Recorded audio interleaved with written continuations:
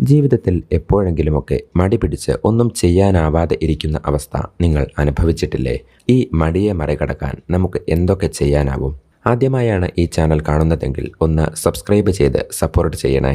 ഒന്നാമത്തെ കാര്യം, നിങ്ങൾ ചെയ്യാൻ പോകുന്ന കാര്യത്തെക്കുറിച്ച് വ്യക്തമായ ഒരു ധാരണ ഉണ്ടാക്കുക എന്നതാണ്. എന്താണ് ചെയ്യേണ്ടത് എന്നതിൽ കൺഫ്യൂഷൻ വരുമ്പോൾ ഒന്നും ചെയ്യാതിരിക്കാൻ മനസ്സ് നമ്മെ പ്രേരിപ്പിക്കും. രണ്ടാമതായി ശ്രദ്ധിക്കേണ്ടത്, പ്ലാൻ ചെയ്യുന്ന കാര്യം അച്ചീവബിൾ ആയിരിക്കണം.